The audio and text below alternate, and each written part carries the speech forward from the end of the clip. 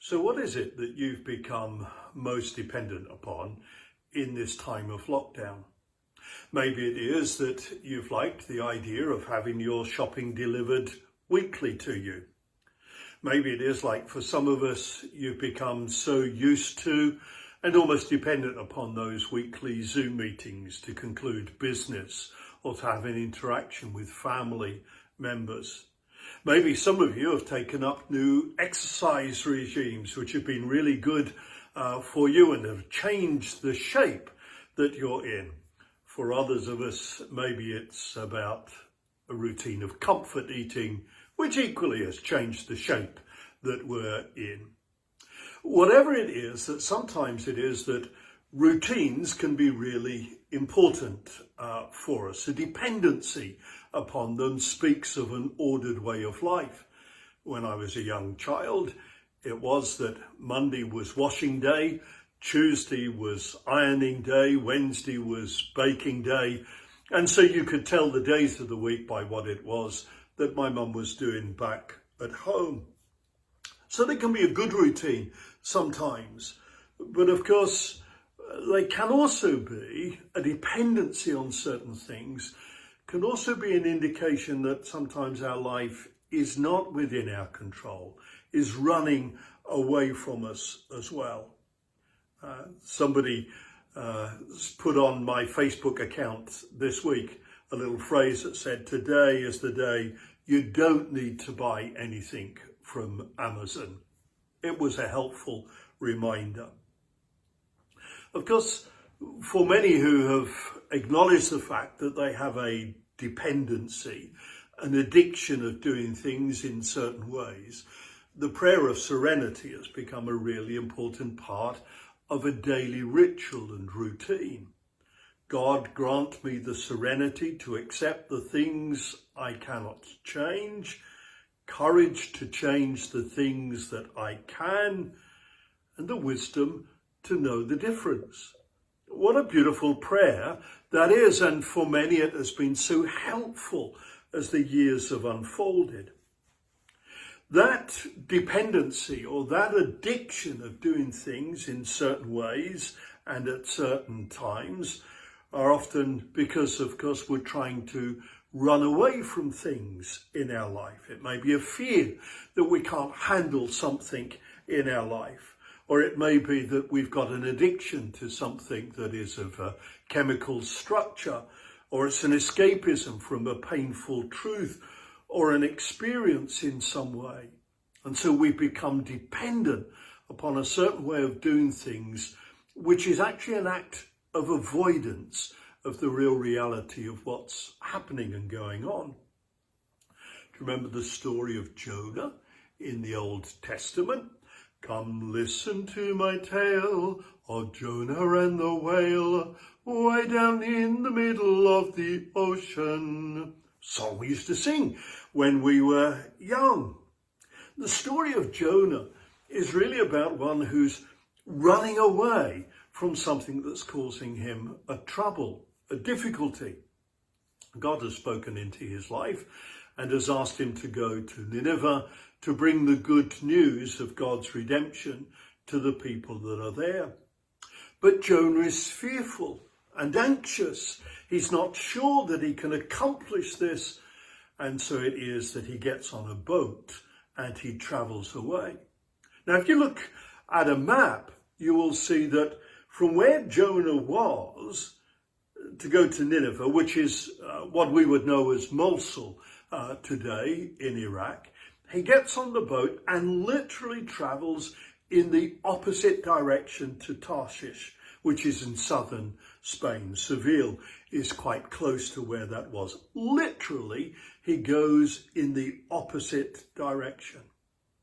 And how many times it is in life that we choose to run away from the things that scare us. And I'm not just talking about spiders and creepy crawlers, but some of the bigger issues, some of the more substantive things that are going on in our life. Often rather confront them and face them, we do a Jonah and we head off in the opposite direction.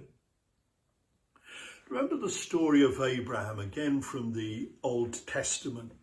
Story of how Abraham had longed for a son for so many years, and comes along Isaac, his son, and we know that God asks of Abraham to take his son and initially to make a sacrifice of his son.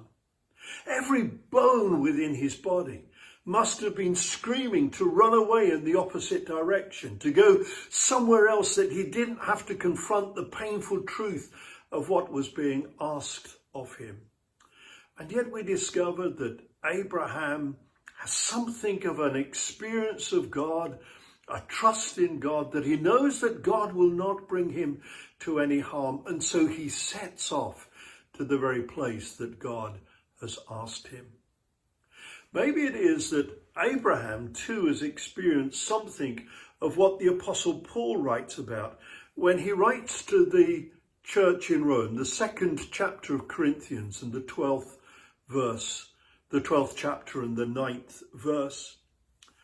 Paul writes this: God said to me, my grace is sufficient for you.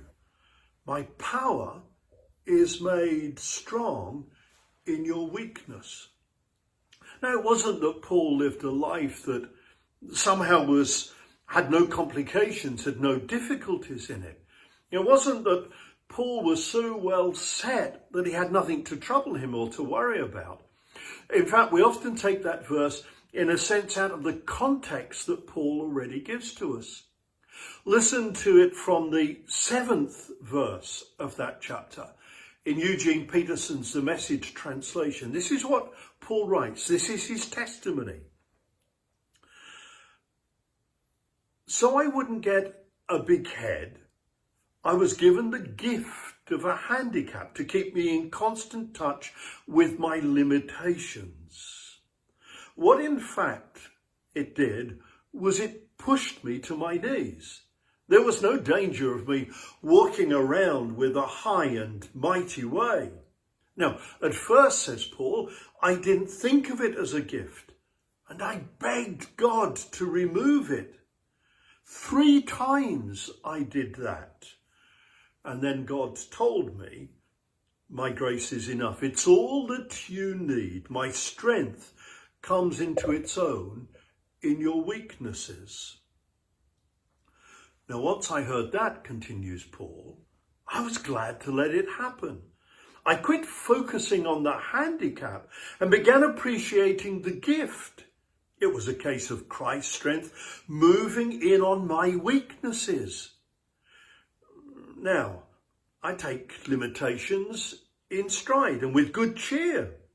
These limitations that cut me down to size, abuse, accidents, opposition, bad breaks, I just let Christ take over. And the weaker I get, the stronger I become. Now, I don't know what it is that you're struggling with at the moment. Maybe it's something physical. Maybe it's something emotional. Maybe it's a financial burden and trouble that you're going through. I'm not sure what it is that you're tempted to run away from, but perhaps there's some wisdom in embracing Paul's testimony when he says, whatever it is you fear, whatever it is that you're anxious about most of all, why don't you just give it over to God? The God who, again, Paul writes earlier, and he writes to the church in Ephesus, he is able to do immeasurably more than you can imagine or dream of in your wildest dreams. Today, I came across this great quote. It says this: today is a choice. Today, choose grace over impatience, beauty over negativity, and presence over panic. What a wonderful thought, that rather than running away from the things that cause us the most difficulty, the most tension, the most area of anxiety, we could embrace them and discover something new and fresh by God's power and by his grace. Here is the prayer of serenity in its fullness. God, grant me the serenity to accept the things I cannot change, courage to change the things that I can, and wisdom to know the difference. Living one day at a time, enjoying one moment at a time, accepting hardships as the pathway to peace, taking, as Jesus did, this sinful world as it is, not as he would have it, trusting that he will make all things right if I surrender to his will, that I may be reasonably happy in this life and supremely happy with him in the next forever. Amen. Our music for today is a lovely song by Michael Smith. The words say this: "This is the air I breathe, your holy presence living in me. This is my daily bread, your very words spoken to me, and I'm desperate for you. I'm lost without you. This is the air I breathe." Now that's an addiction that's worth striving after.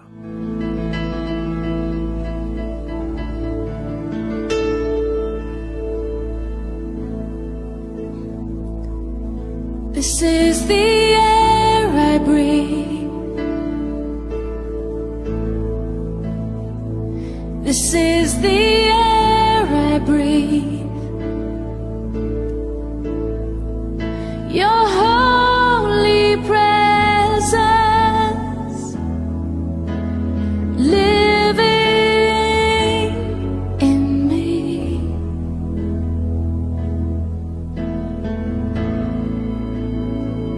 This is my daily bread. This is my daily bread. Your very word spoken to me, and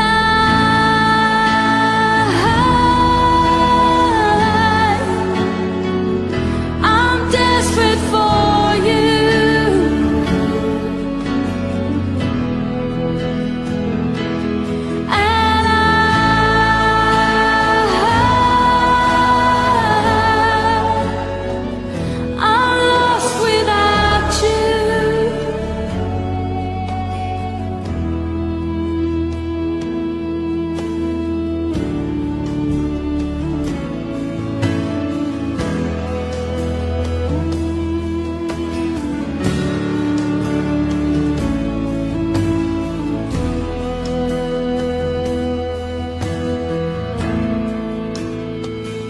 This is the air I breathe.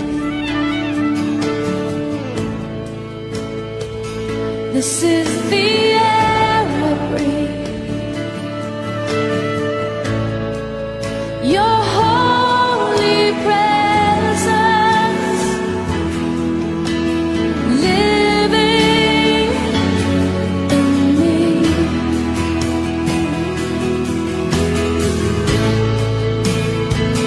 This is my daily bread.